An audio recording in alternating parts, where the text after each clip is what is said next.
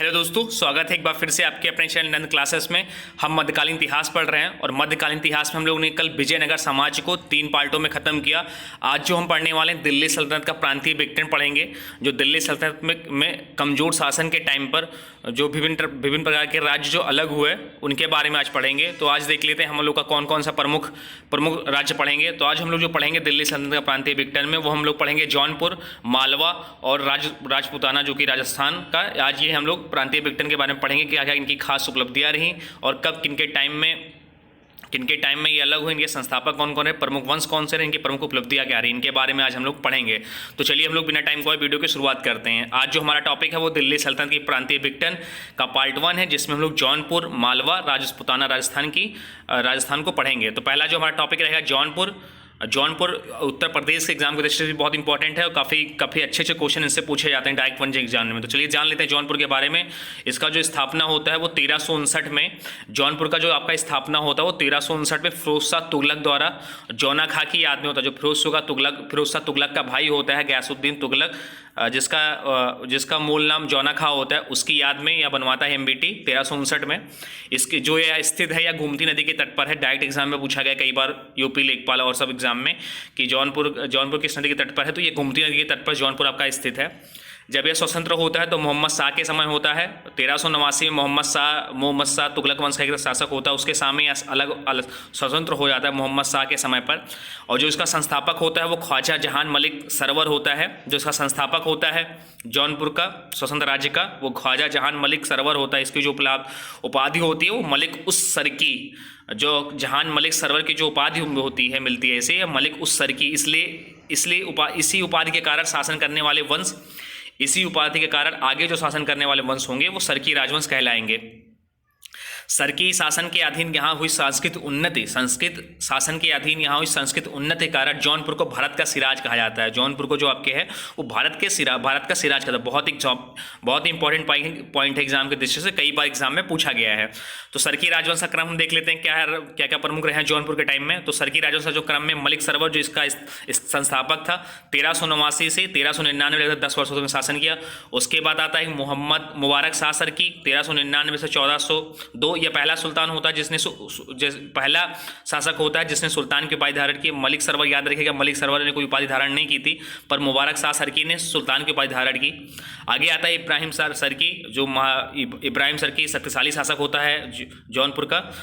तो इब्राहिम सरकी 1402 में 1440 ईस्वी में शासनकाल करता है इसने जौनपुर में प्रसिद्ध अटाला मस्जिद का निर्माण करवाया। इब्राहिम सरकी जो आपका होता है वो जौनपुर में प्रसिद्ध अटाला मस्जिद का निर्माण करवाया।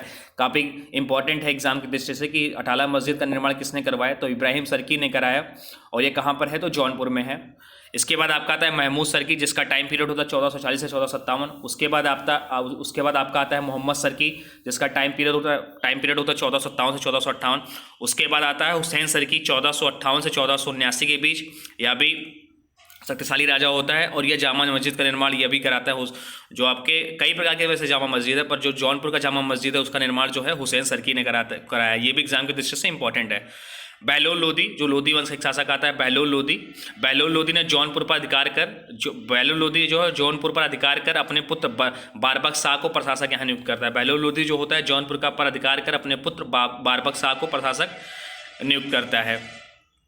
तो ये जो एग्जाम के दृष्टि से जौनपुर के बारे में जो भी खास पूछे जाते हैं एग्जाम में पूछे गए हैं वही सारे इंपॉर्टेंट फैक्ट मैंने लिया है।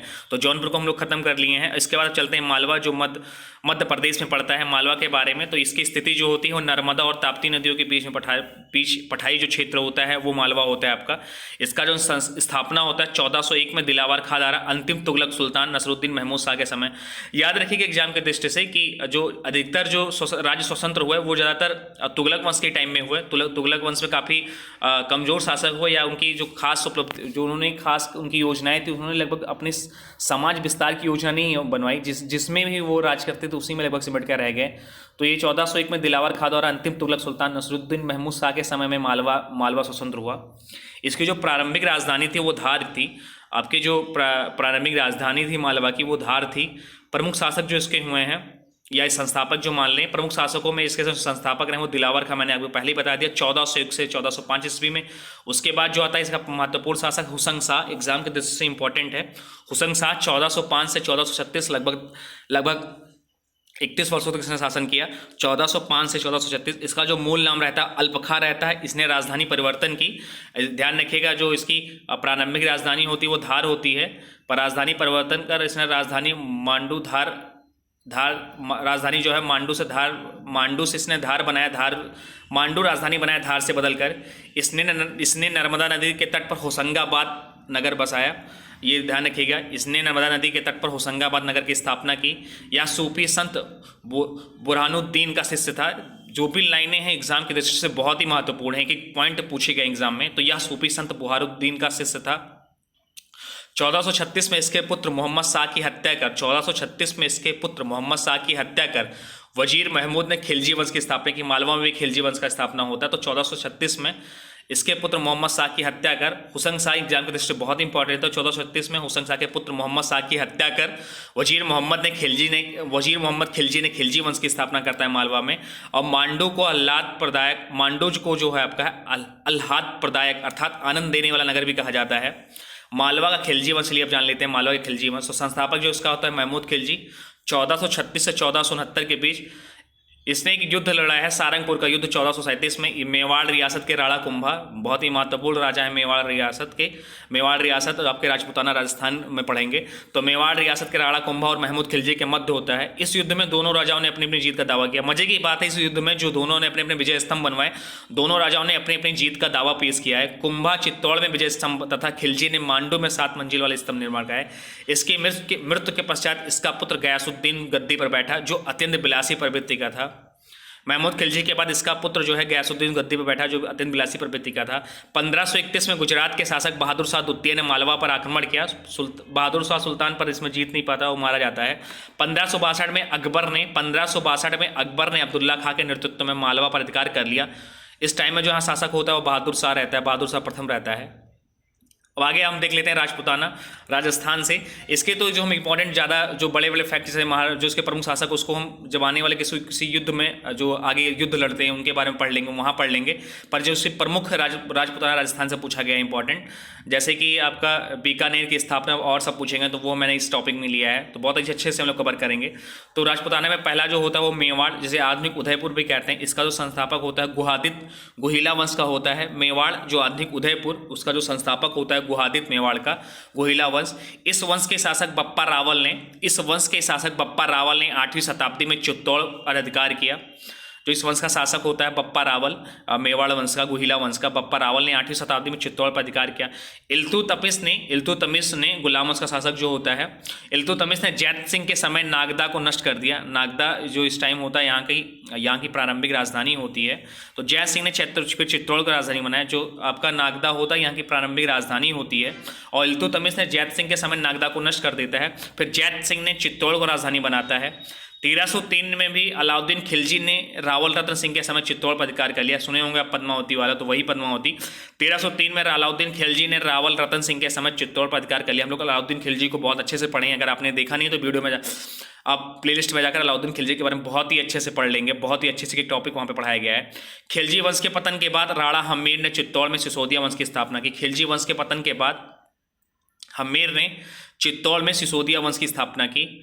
राणा कुंभा, राणा सांगा, राणा उदय सिंह, राणा प्रताप, महाराणा प्रताप इस वंश के शासक रहे हैं, जो हम कहीं ना कहीं पढ़ते रहेंगे इनको। एक अगला जो इसका प्रमुख रहा है मारवाड़ रहता है राजपूताना में। मारवाड़ जो आधुनिक जोधपुर होता है, इसका संस्थापक जो होता है सीहा राठौर वंश से बिलोंग करते हैं, और इसकी जो राजधानी होती है मंडौर। इस वंश के राव जोधा ने 1459 में जोधपुर की स्थापना की। इस वंश के राव जोधा ने 1459 में जोधपुर की स्थापना की, बहुत इंपॉर्टेंट है। मारवाड़ वंश के राव जोधा ने 1459 में जोधपुर की स्थापना की। राव जोधा के पुत्र राव बीका ने 1488 में बीकानेर की स्थापना की। राव जोधा ने जोधपुर की स्थापना की और राव बीका ने 1488 में बीकानेर की स्थापना की। इसके एक प्रमुख शासक रहते हैं राव मालदेव 1531 से 62 तक। इसने एक युद्ध लड़ता है गिरी सुपेल युद्ध। जनवरी 1544 में युद्ध होता है शेरशाह सूरी और राव मालदेव के मध्य। शेरशाह ने इस युद्ध के लिए कहा है, शेरशाह सूरी इस युद्ध में मालदेव को हरा देता है, लेकिन काफ़ी गंभीर युद्ध होता है। तो शेरशाह ने इस युद्ध के लिए कहा है, मैं एक मुट्ठी भर बाजरे के लिए हिंदुस्तान की 62 शहद खो देता, क्योंकि हारते हारते जीतता शेरशाह इस युद्ध में। तो वही ये कहता है कि मैं एक मुट्ठी भर बाजरे के लिए हिंदुस्तान की बात कर देता। तो अकबर ने 1581 में, आगे चलकर अकबर जो होता है वो 1581 में जोधपुर को खालसा घोषित कर देता है। तो ये रहा हमारा राजपूताना जो कि राजस्थान में है। दोनों वंशों के बारे में पढ़े, बहुत ही इंपॉर्टेंट है एग्जाम की दृष्टि से। दिल्ली सल्तनत का प्रांतीय विघटन भी कहीं ना कहीं एग्जाम में पूछा जाता है और बहुत ही अच्छे से हम लोग पढ़ेंगे। कल एक पार्ट में हम लोग इसको खत्म कर लेंगे। तो आशा करता हूँ आपको वीडियो बहुत पसंद आएगा। अगर अभी आप चैनल पे नए हैं तो प्लीज़ चैनल को सब्सक्राइब कर लीजिए ऐसे ही वीडियो पाने के लिए, और बगल में आपका बेल आइकन है उसको भी प्रेस कर लीजिए जिससे कि आने वाले वीडियो को नोटिफिकेशन मिलता रहे। अगर हाँ, और हाँ, अभी तक आप भूल गए थे तो प्लीज़ आप वीडियो को लाइक कर दीजिए। अभी तक आपने वीडियो को लाइक नहीं किया, देख लीजिए, तो वीडियो को लाइक कर लीजिए। थैंक यू दोस्तों, जय हिंद, जय भारत।